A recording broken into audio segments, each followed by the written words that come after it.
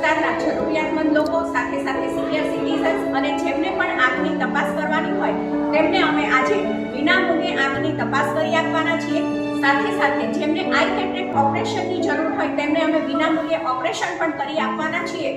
સાથે અહીંયા ચશ્માનું વિતરણ પણ થઈ રહ્યું છે અને લોકોનું ડાયાબિટીસ પણ ચેકઅપ થઈ રહ્યું છે।